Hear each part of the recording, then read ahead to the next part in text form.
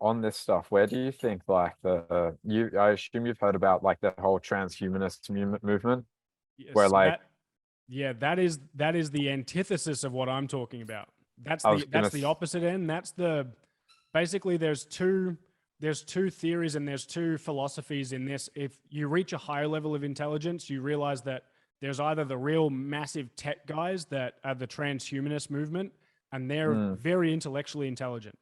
But then there's the other movement, which is the conscious heart-based intelligence, and that's the people that are the pro organics. They're pro human life. They're pro realizing that the human being has all of the abilities within us, and that the only thing stopping us from activating all of our gifts and abilities is raising our frequency to activate our DNA. Whereas the transhumanist movement, they think the human being is flawed and they think that the human being needs fixing. Therefore, that if we create artificial intelligence, if we create machines, if we create advanced robotics, and integrate and merge our human DNA with machine AI technology, then that's how we achieve superpowers and that's how we become Superman. But yes, you will enhance your abilities to a certain degree, but you'll never transcend the matrix because you'll always be susceptible and you will never be able to rise above the level of the programmer, right? yeah. But if you go the other way, the organic way, the your limit is the creator of that created the entire universe, because that's who we are and that's what we are. It's funny you're saying that because like I was having a thought when you were talking about like just the whole idea around like where the thing that you said was like, oh, we're all going to get to a point where we have like our spirit team, right, and we're talking to that in a sense, Mm. right?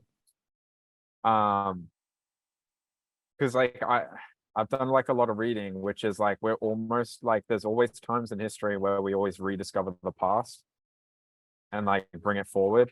And like that was like the Renaissance, for example, where it was Mm. just basically rediscovering like it was antiquity, it was rediscovering like the learnings of the Greek, because that was lost for like And the Greeks were rediscovering ancient Egypt, and the ancient right, Egyptians were rediscovering lost Atlantis. And then yeah. lost Atlantis was rediscovering ancient Lemuria. So yes, you're right. And so that's interesting. I didn't know like what the Greeks were rediscovering inherently, but the at the time of the Renaissance, like the biggest sort of like philosophical worldview, I suppose, was like the antithesis of the transhumanists, which is humanist. Like they are humanists in the sense that like the human individual is the most powerful, or rather the most important thing on the planet. I can't like articulate it in the Yeah, exact that's way I fine. think it was. You're on the Yeah, path. but in that sense, it's like I don't know, you have this, yeah, transhumanist movement, which is like humans just aren't good enough, we're flawed, we have biases, we can't make, calculated decisions in the correct way because we have like so many, X, Y, Z, Yeah. and yeah, no, I think what I was just saying is like, okay, so there's that transhumanist, there's that humanism coming back. It's like, at what point do we maybe like shift into this new way or new age where we're like, I don't know, building sick buildings again, and like I don't know, like like because I walk around here, for example, and I'm like seeing the most insane architecture, and it was all done in like a super reverent way in regards to Yes. something higher, and Yes. it's like that got lost for like post-industrial age, maybe, Yes. right? Where it was machines, and we were like, all right, let's just extract, and there was a massive economic sort of like curve that came up with that, but now I know we're hitting that ceiling, and I'm just like, oh, like I wonder what that next. I wonder if we end up just building cool fucking buildings and shit again, Yeah, like we you see will. in this. And that'll happen. And you'll notice throughout history. So I will go back to, I know a lot, I don't know as much about ancient Lemuria, but I know a lot about ancient Atlantis. Um, Mm, and ancient Atlantis was wiped out by a comet strike and a massive tsunami, basically. Um, mm, the reason for this is because I won't tell you the reason first, but I will explain the society that they built. So their civilization that they built was extremely advanced, one of the most advanced that even more advanced than the ancient Egyptians. Um, and they were using like free energy. They were using crystalline technology to build a lot of their infrastructure, their buildings. So they were architecting buildings out of like crystals and stuff with amazing like sacred geometrical patterns. And they were doing this because the crystals hold the highest frequency as well, and they're a conductor for really high frequencies. So when you build structures and infrastructure and buildings out of that, when you're in them, your energy just continues like amplifies, and it feels really good. And anyway, what happened in ancient Atlantis is we weren't integrated enough as a collective society, and we were gaining so much intelligence and so much power that we had to be taken out because of our distortion, because we were still not fully integrated as human beings. In other words, we weren't doing everything from the place of deep integrity, deep alignment, and deep love for ourselves and everyone else around us. And then it almost became a bit of a power trip where the collective power that we were generating was massive, and we had a lot of potential to influence a lot of things, especially throughout the universe, and that became quite dangerous. So that civilization, we had to be dismantled, and they had to try again, and basically start from the ground up. And that's why like slow evolution is so important, because we get to learn all the nuanced lessons along the way and, you know, try and get it right. And then we tried to get it right in ancient Egypt.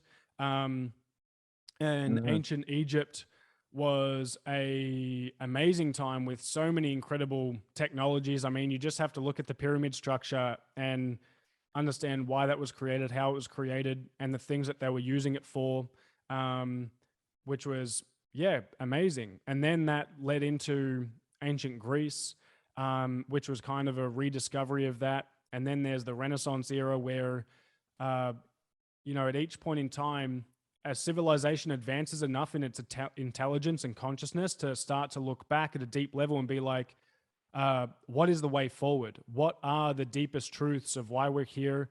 What is the most aligned way that we can live our life? And how do we activate our gifts? How do we celebrate the human being and advance our civilization forward for the better for everyone? Because we can all coexist in this reality.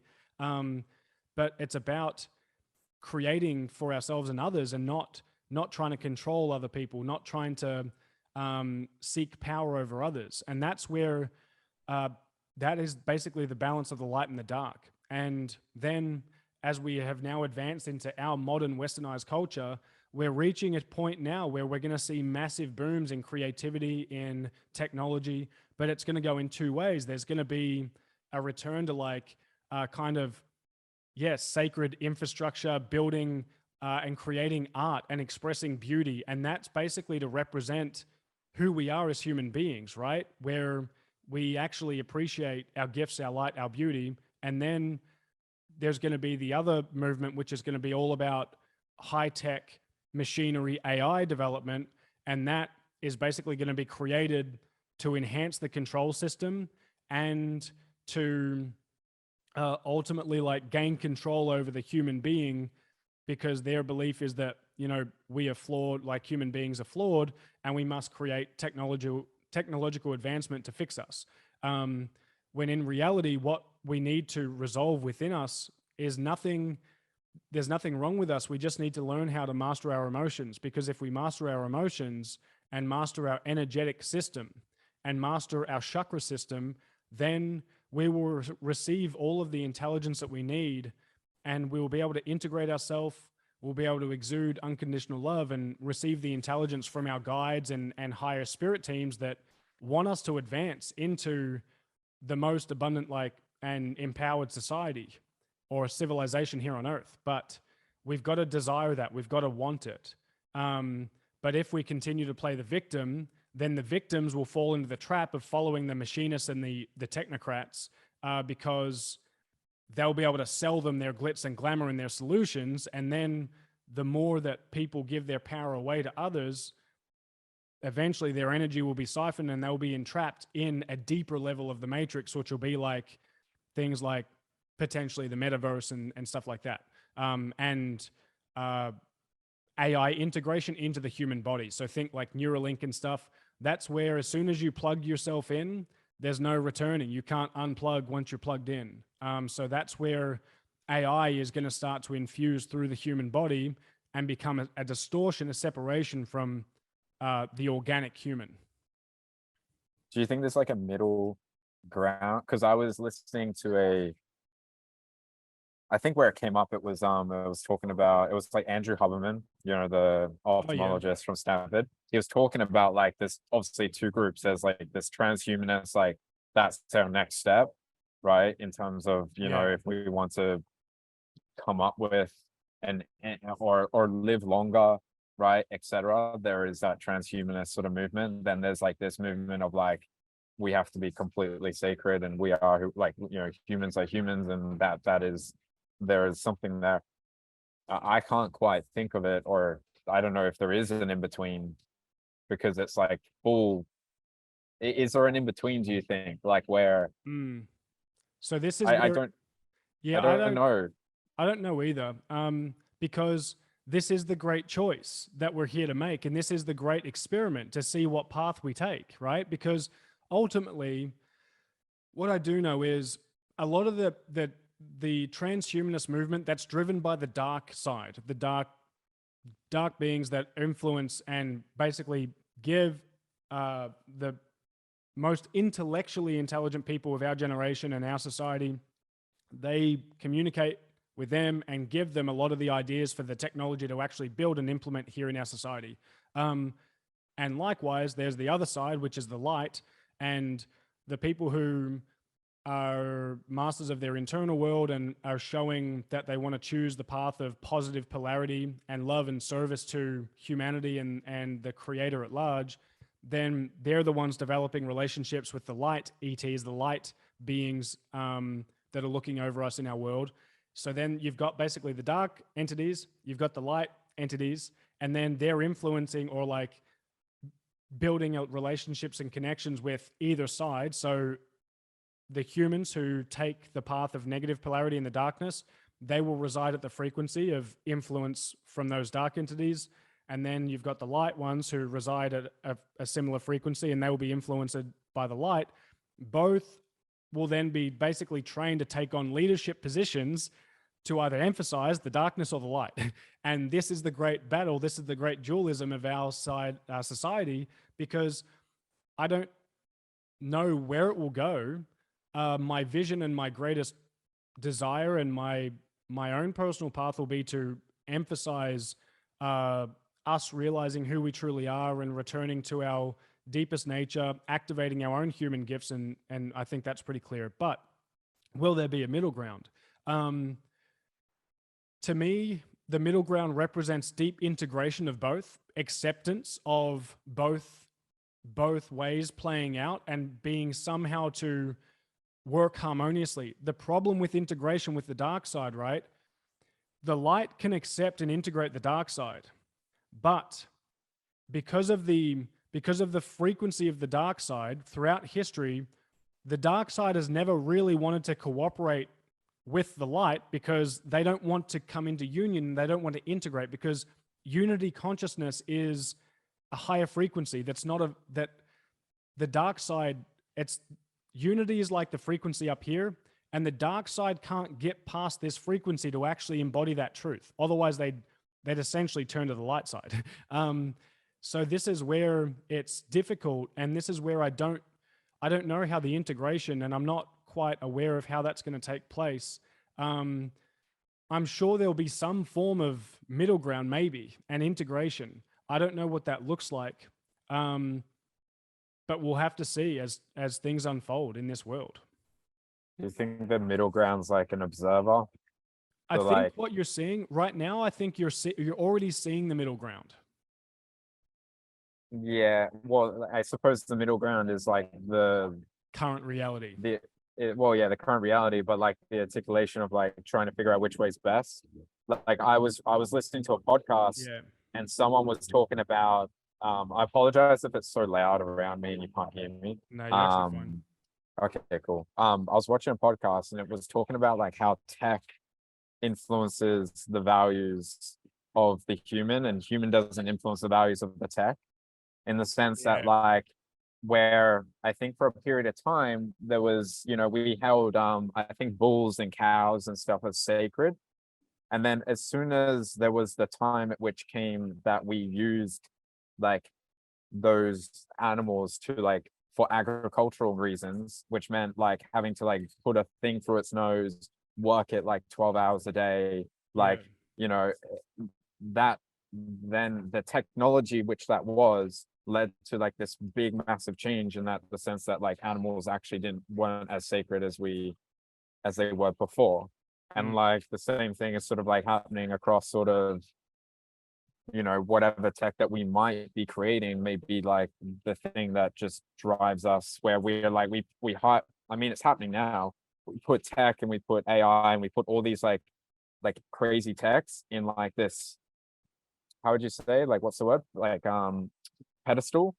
Yes. And like And the now founders of it those things on pedestals as well. And then that dictates our societal culture, our values, and our yeah. principles.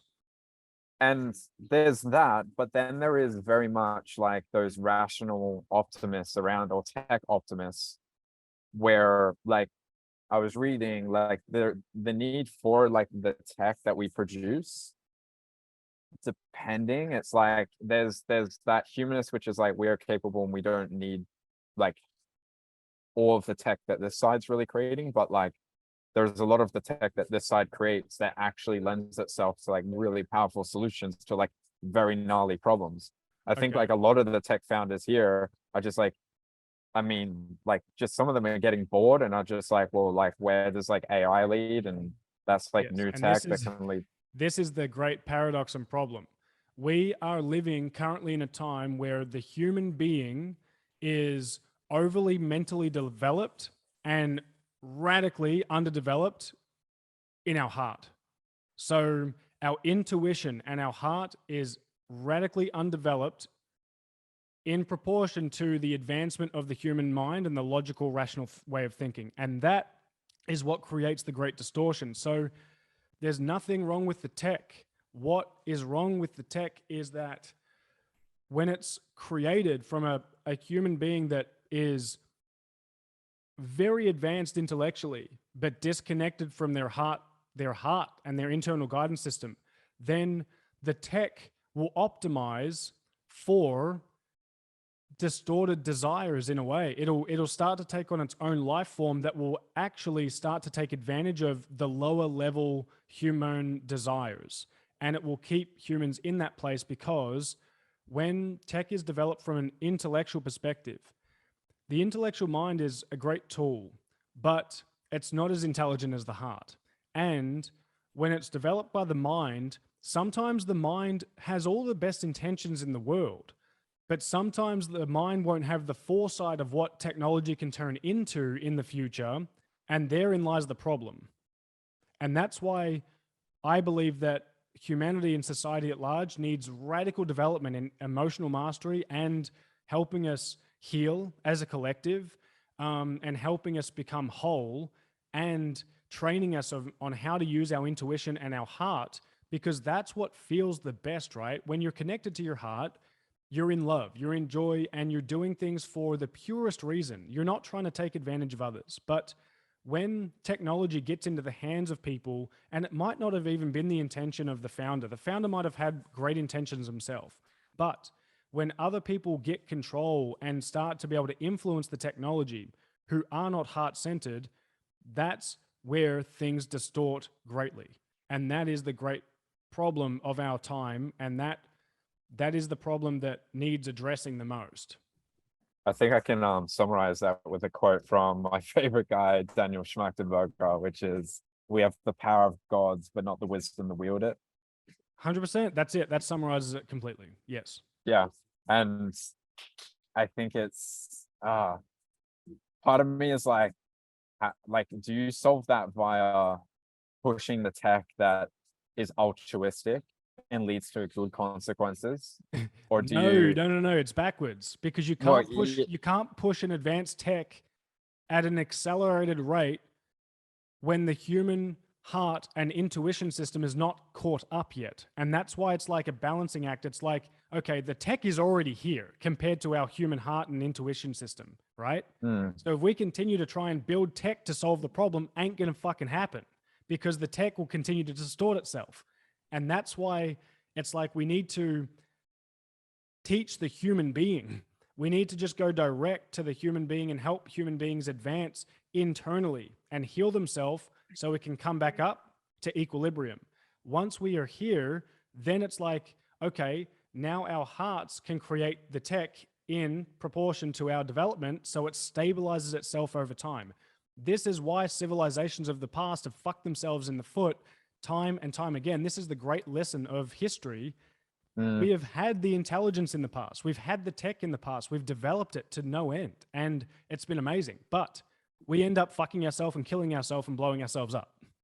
yeah, and I think that's like where I was going with that was like you have like a Cosman type who his thesis is obviously like you want to push new tech, or you can extract value as an individual by This is a pushing good that tech. analogy, actually. Right. Well, because he's all about like, okay, there's all this new tech that's going to be needing, distribution engineering, as he calls it. Right. But then I was always sitting on the side of that going like, considering what Daniel Schmachtenberger has said, it's like, well, maybe there's another side to that, which is like, well, you can distribute it all you want, but can you create or help the individual of which it originates from to create it differently, maybe? Yeah, and Or here's the biggest issue is that technology at the nexus, at the point in which it's at right now, is about to take on especially AI is about to take on an exponential growth curve. That is going to outrun us as human beings because the human being takes longer to develop, because the right way to develop the human being is slowly and organically, because the human being has to expand its consciousness. It has to learn about thyself and the world around us. It has to heal thyself and master emotions. That takes fucking time because we have to learn all the subtle, nuanced lessons appropriately at our current stage of development so we can actually create a sustainable civilization in the long run without it taking off and running away from us where we fuck ourselves up and blow the earth up in the future. But that's what will happen if our wisdom fails to progress at the rate of the exponential growth of technology.